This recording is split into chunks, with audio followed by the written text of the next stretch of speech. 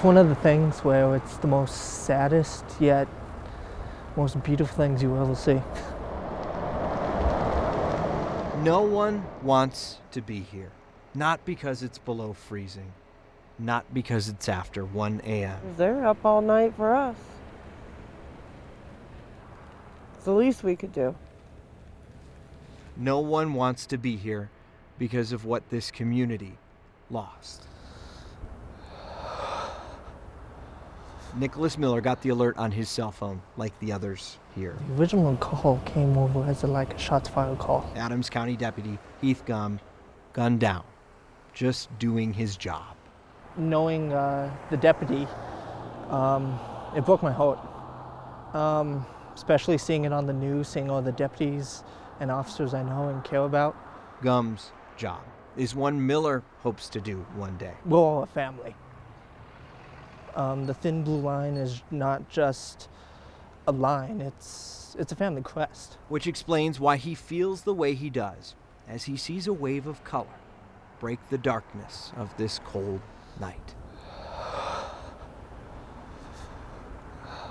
A range of emotion. You want to be brave, and you want to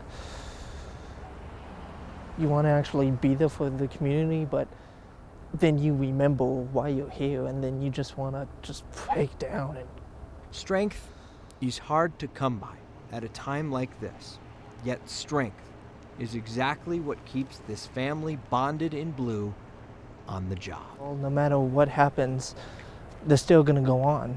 They're still going to do their jobs to protect those in need. And it's a very sad day. There's a lot of space in this part of Colorado. It's less than a half a mile. It's got to be a quarter mile.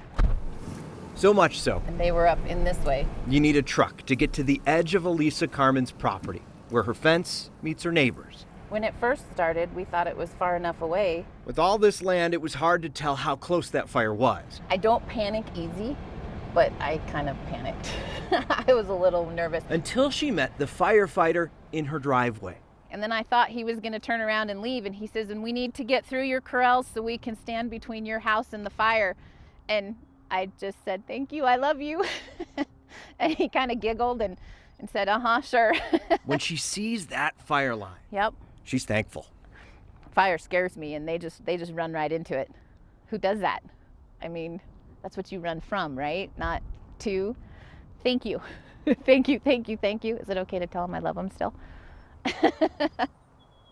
It only took them a few hours to control the 3,000 acres of fires burning outside Kersey. Heroic work. But even they will tell you there were other heroes in this story. I was surprised at how many of our neighbors knew what was going on so quickly. Because here, distance is about the only thing that separates neighbors. Roger called from 2 miles up the road. Auctioneers called from 2.5 miles away. We had 3 people at 7 miles away call. We saw a cloud of smoke going up. Doug Corliss saw the fire from about 2 miles away. So I hooked the disc on and went up there and waited. He was ready to use his tractor to dig a fire line around Alicia's home. Nope. He's never done that before. First time. If you ask Doug, he'll tell you he wasn't much help. I didn't do anything, though. I was just ready. Elisa will tell you he did everything. That actually gives you a lot of peace to know that they're on their way, they'll be there. Someday I'll need help and my neighbors won't bat an eye and come help me, I'm sure of it. This is not too bad, we can handle this. Neighbors. Them I feel for. That's just what they do out here. I feel for them because it's loss of grass, it's loss of land, it's loss of production. With so much space out here, it's remarkable how close a neighbor can be. Yeah, that's right. Let's do something nice for those folks that served for us. There are 2 valuable lessons on Miss Rule's plan today. Absolutely. The first is about gratitude. We want to celebrate them, what they have done for our country. Gratitude for those who serve. You guys are going to be writing letters to our veterans. The second lesson's a bit more complicated. Why is tomorrow so super important? Because my brother's gonna come home. Gianna Montoya's brother has been stationed in Hawaii. But I haven't seen him since January 1st. She had hoped Tanner would be here to listen to a speech she wrote about him for today's Veterans Day assembly. He was supposed to come home today, but he had to do something and he was coming home tomorrow instead. What she doesn't know is today's class is teaching her the value of a well-intentioned fib. I was like, 5 more days, and then it was 6 more days instead. She cried and was sad that he wasn't going to come, and I tried to console her and say it's okay, he understands. I'm here to surprise my brother and sister. Yeah, that's Tanner waiting down the hall. Don't blame him for making his sister upset. It kind of made me sad. I was like, it hurts to do it to her, but it'll be worth it in the long run, you know. Fourth grade to the gym. Fourth grade to the gym. Her mom and her teacher cooked up this idea to surprise Gianna during her big moment at the assembly. Nervous. We told them that his sergeant changed his flight plans and he doesn't get to come home till later. So yeah, I'm really bad. they've been fooling a little girl. Little white lies. Yeah, little white lies. Just little ones. Hi, my name is Gianna Montoya. Today I'd like to tell you about my big brother, Tanner. All right. He is a United States. Good to go. Okay, we're going to hide you over here. Right on, right on. Gianna didn't need a lesson about sacrifice on this Veterans Day. He is very kind and amazing. She lives sacrifice. Each day her brother is away. He gets a little homesick for us, but he still is very brave. But this fourth grader may have learned a different lesson. Tanner! That every so often, there's a good reason to stretch the truth. How's this for a surprise, huh?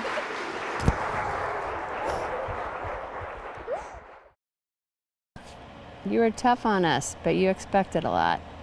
Right, Dad? I didn't know I was so tough on you. Anyone who has heard the word dementia knows. I'm trying to think of... They know that a memory is more valuable than any form of currency. He was one of the primary folks with the Denver Cardiology Group. If memory were currency, Dr. Robert Marshall was a rich man, one of the sharpest minds in his field, until He started to sort of fail maybe 10 or 12 years ago. For being such a brilliant person, I think that it's really hard for me to see him now, but he's still happy. But his daughters Marla and Lisa aren't here to share the story of memories lost. I found this just in a box. Opened the box and found this record, and inside was this note. I caution you, babies will cry and dogs will bark when you play this. That note went on to detail the record, which Dr. Bob recorded in 1956, one that he rediscovered as his dementia was starting to take hold, and apparently sent away to have copies made for his family. Just to have a souvenir to remember me. The record is so cool because we all remember him singing this song. Unfortunately, no one knows where the CDs ever ended up because he started to fail right after that. Whoa. But no matter how hard this terrible disease tried. Down the street they fall, but the pavement always stays beneath my feet before. There are some memories that can't be stolen. He remembers the words, and you can see something in his head. He's just trying so hard to remember the rest of the words. It's sort of a nostalgia, something that was very important to me at the time. I mean, that's the amazing thing about music. It just blows my mind that he can forget everything else. Lisa and Marla wanted to share this story with anyone who's caring for a patient. A reminder that as memories start to fade, the mind can still be rich. Alzheimer's is not the end, and as much as it feels like when your loved one has been diagnosed with Alzheimer's that you've lost them, they're not gone.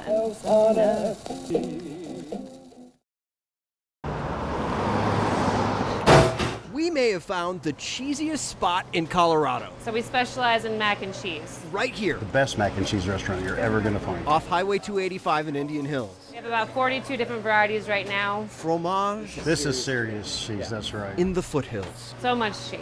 The owner of the place that's dedicated to cheese admits she's not the cheesiest person around. So I handle a different kind of cheese. You sure there's not something cheesier up the road? Well, maybe a little sign about a quarter mile up the road is cheesier. But a quarter of a mile up the hill, cheese hits its full peak. I call my horse Mayo and sometimes mayonnaise. If you're groaning right now, you can blame Vince Rosemary. A bike in town keeps running me over. It's a vicious cycle. Puns about communism aren't funny unless everyone gets them.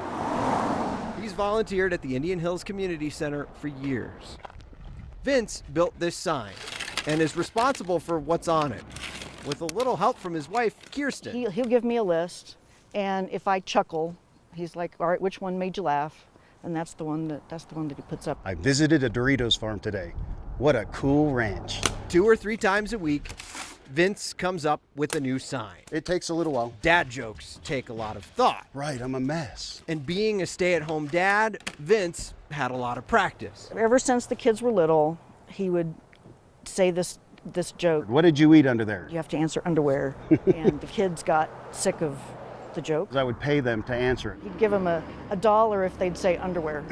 Vince is a bit of a perfectionist. I've always been like that. As a matter of fact, if he hadn't poked fun of himself being a perfectionist, his small town sign might still be something of an inside joke. Old MacDonald had OCD. E-E-I-I-O.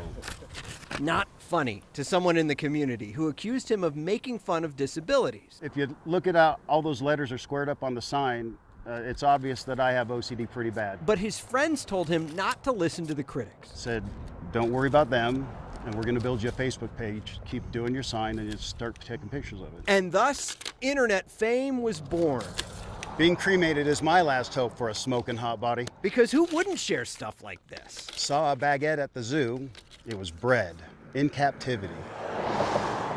The sign that was once seen only by people headed to the mountains. Autocorrect made me say things I didn't intend. Now gets shared on different continents. Sweet dreams are made of cheese. Who am I to disagree? He's such a dork. It's got a life of its own and it just goes everywhere. I can't believe how many people have seen these signs. It makes people happy. And we need that right now. It brings people smiles. And that's what I'm all about.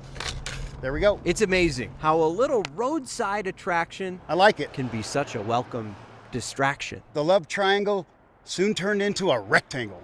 That's funny. In Jefferson County, Steve Staeger, 9 News.